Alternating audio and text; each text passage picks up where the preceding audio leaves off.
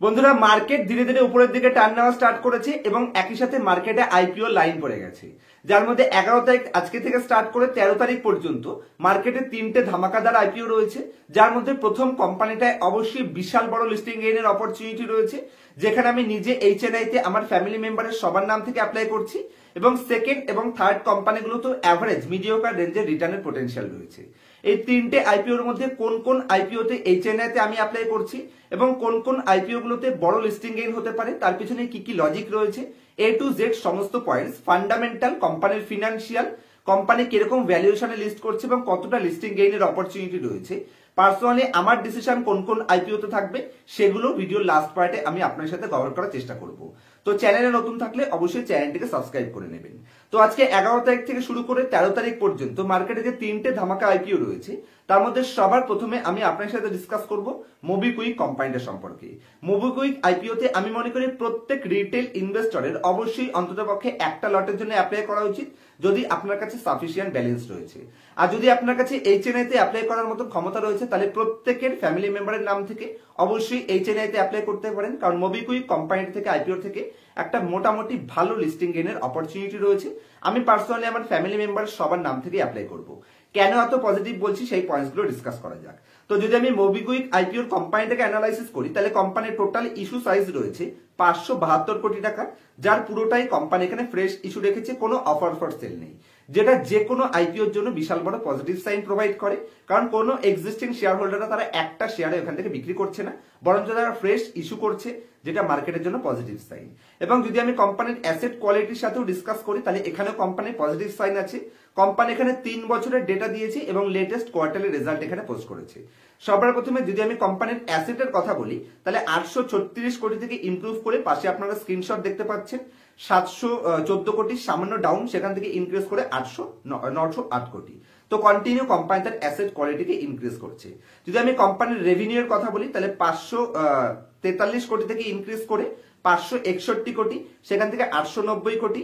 Latest quarterly রেজাল্টেই company 335 কোটি already revenue post করে বসে আছে। তো রেভিনিউতে কন্টিনিউয়াসলি বাম্পার গ্রোথ রয়েছে। যদি আমি কোম্পানির প্যাট, প্রফিট আফটার ট্যাক্সের কথা বলি, তাহলে ব্যাক টু ব্যাক 2 বছর নেগেটিভের পরে কোম্পানি অলরেডি পজিটিভে টার্ন অ্যারাউন্ড হয়ে গেছে, কিন্তু লেটেস্ট কোয়ার্টারলি রেজাল্টে কোম্পানি 6 কোটি নেগেটিভ প্যাট রয়েছে। তো যেহেতু টার্ন অ্যারাউন্ড হয়েছে, সে কারণে কোম্পানি আইপিও লিস্ট করছে। তো শুধু আমরা লিস্টিং গেইনের জন্য কোম্পানিতে অ্যাপ্লাই করব, ডেফিনেটলি বিশাল বড় লিস্টিং গেইনের অপরচুনিটি রয়েছে।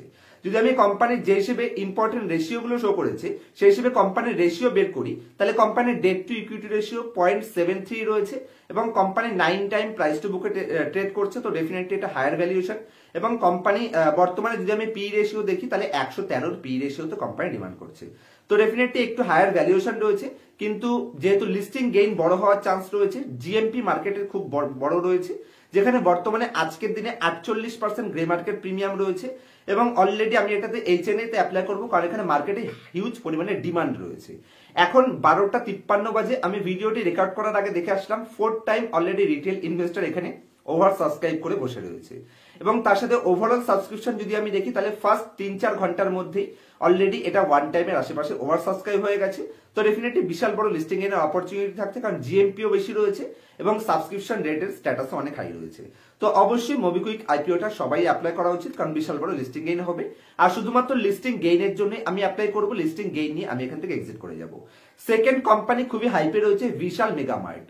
আমরা যখন রাস্তাঘাটে ঘোরাঘুরি করি, আপনি হয়তো কোনো না কোনো দিন বিশাল মেগামার্টে ভিজিট করেছেন। আমি যদি পার্সোনালি বলি, আমি অনেকবার বিশালে গেছিলাম, কিন্তু বিশালের প্রোডাক্ট আমার পার্সোনালি পছন্দ হয় না, কিন্তু কোম্পানির ফান্ডামেন্টালে বেশ কিছু পজিটিভ সাইন আছে, সেই হিসেবে কোম্পানিতে অ্যাপ্লাই করা উচিত কিনা। তো যদি আমি বিশাল মেগামার্টের ফান্ডামেন্টাল ওপেন করি, তাহলে কোম্পানির টোটাল 8000 কোটি টাকা ইস্যু সাইজ আছে, আর এই পুরোটাই অফার ফর সেল, যেটা যে কোনো কোম্পানির জন্য নেগেটিভ সাইন প্রোভাইড করে। কারণ কোম্পানি যদি ভালোই হয়, তাহলে আপনি লিস্টিং করেই এখানে এক্সিস্টিং শেয়ার হোল্ডার সবাই কেন বেরিয়ে যাচ্ছে, তার মানে মার্কেটে এর থেকে বেটার অপরচুনিটি অবশ্যই আছে। তো যাই হোক, কোম্পানি হিসেবে, লিস্টিং হিসেবে এটা নেগেটিভ সাইন। যদি আমি কোম্পানির ফিনান্সিয়াল স্টেটমেন্টের মধ্যে আসি, তাহলে কোম্পানি এখানে 3 বছর এবং লেটেস্ট কোয়ার্টারের রেভিনিউ যদি আমি দেখি, পাশে আপনারা স্ক্রিনশট দেখতে পাবেন 5653 কোটি, সেখান থেকে ইনক্রিজ করে নেক্সট ইয়ারে 7618 কোটি ফার্স্ট ক্লাস, সেখান থেকে ইনক্রিজ করে FY24 কোম্পানি হাইস্ট এভার 8945 কোটি রেভিনিউ পোস্ট করেছে এবং লেটেস্ট কোয়ার্টারলি রেজাল্টে অলরেডি 5053 কোটি অলরেডি রেভিনিউ পোস্ট করে বসে আছে। তো সেই হিসেবে এবছরে কোম্পানি অ্যাভারেজ 20,000 কোটির আশেপাশে ইয়ার এন্ডিং এর পরে FY25 এর ইয়ার এন্ডিং এর পরে একটা ভালো টপ লাইন গ্রোথের সাইন তো কোম্পানি দিচ্ছে। যদি আমি কোম্পানির বটম লাইনে আসি তাহলে কোম্পানির প্যাট এখানে অ্যাভারেজ গ্রোথ করেছে 202 কোটি থেকে 321 কোটি এবং 461 কোটি। 2 বছর টাইম পিরিয়ডে কোম্পানির প্রফিট দুগুণ করছে, খুবই পজিটিভ সাইন। এবং অলরেডি লেটেস্ট কোয়ার্টারলি রেজাল্টে কোম্পানি 254 কোটি টাকা প্রফিট পোস্ট করে বসে আছে। যদি আমি কোম্পানির রিজার্ভে আসি তাহলে কোম্পানি 321 কোটি থেকে রিজার্ভ কন্টিনিউ গ্রোথ করে 1390 কোটিতে নিয়ে গেছে, যেটা কোম্পানির মানে বুক ভ্যালুকে ইনক্রিজ করছে, প্রাইস টু বুক ভ্যালুকে রিডিউস করছে, অবশ্যই পজিটিভ সাইন। ফান্ডামেন্টালে কোনো প্রবলেম নেই। যদি আমি কোম্পানির কিছু ইম্পর্টেন্ট কি রেশিওর মধ্যে আসি তাহলে বিশাল মেগামার্ট কোম্পানিটা already 68% return on capital employed post করছে, যেটা খুবই স্ট্যান্ডার্ড লেভেলের। এবং কোম্পানি 69-এর পি রেশিও ডিমান্ড করছে। 69-এর পি রেশিও কোনো মতেই সস্তা হতে পারে না, কারণ যদি আপনি ডিমার্টের পি রেশিও উঠিয়ে নেন তাহলে এত ভালো কোম্পানি হওয়ার পরেও, এত কম্পিটিটিভ এজ থাকার পরেও ডিমার্ট বর্তমানে 99-এর পি রেশিওতে ট্রেড করছে। আর ডিমার্টের সাথে বিশাল মেগামার্টের কোনো মতেই কম্পারিজন চলে না, কারণ ডিমার্ট পুরো ওভারঅল সেক্টরটাকে ক্রিয়েট করছে এবং বিশাল মেগামার্ট কিন্তু শুধু ক্লথিং বিজনেস সেগমেন্টটাকে ক্রিয়েট করছে। এবং তার সাথে এফএমসিজির সামান্য কিছু প্রোডাক্ট রাখে, কিন্তু অতটা ডিমান্ডও নেই। কোনো বিশাল মেগামার্টে আমি হিউজ পরিমাণে সেল দেখিনি, কিন্তু ডিমার্টের স্টোরে তো পা ফেলা যায় না। আমার মনে আছে প্রিভিয়াস উইকে আমি ডিমার্টে ডাল আনতে গেছিলাম, অ্যাকচুয়ালি বাজার করতে গেছিলাম। তো ওখানে গিয়ে আমি ডাল সম্পূর্ণ সেল হয়ে গেছে, আমাকে লাস্টে নিচ থেকে কুড়িয়ে নিতে হচ্ছে, মানে একদম নিচে যেটা পড়ে থাকে ওখান থেকে তুলে নিয়েছে। অনেকটা দূর আমি ডিমার্টে ভিজিট করেছি, যে কারণে আমি ডাল না নিয়ে আসবো না, তো আমি কিছুটা ওখান থেকে তুলে নিয়েছি। তো ডিমার্ট কিন্তু বিশাল হাইপে থাকে, ডিমার্টের সেল সবসময় ফুল থাকে, তার এগেইনস্টে বিশাল মেগামার্টে অতটাও আমি মনে করি না হাইপ চলবে। তো সেই হিসেবে আজকের দিনে যদি আমি বিশাল মেগামার্টের জিএমপি দেখি, গ্রে মার্কেট প্রিমিয়াম, তো 19% গ্রে মার্কেট প্রিমিয়াম রয়েছে। তো অ্যাভারেজ আমি পার্সোনালি অ্যাপ্লাই করবো না। যদি আপনারা অ্যাভারেজ 15-20% লিস্টিং গেইন নিয়ে এক্সিট করতে চাইছেন তাহলে অবশ্যই কোম্পানিতে থাকতে পারেন। যদিও কোম্পানির ফান্ডামেন্টাল ভালো, তবে বিজনেস মডেল অনুযায়ী আমার অতটা পছন্দ না, যে কারণে পার্সোনালি আমি অ্যাপ্লাই করছি না। চাইলে আপনারা 15-20% প্রফিটের জন্য অবশ্যই অ্যাপ্লাই করতে পারেন। থার্ড আইপিও যেটা বর্তমানে মার্কেটে চলছে, এটা হচ্ছে সাই লাইফ সায়েন্স। সাই লাইফ সায়েন্স আইপিওটা আমার পার্সোনালি কোনো মতেই পছন্দ হয়নি, কারণ মাত্র 5% জিএমপি গ্রে মার্কেট প্রিমিয়াম চলছে এবং মার্কেটে ওভার হাইপও নেই কোম্পানিটা নিয়ে।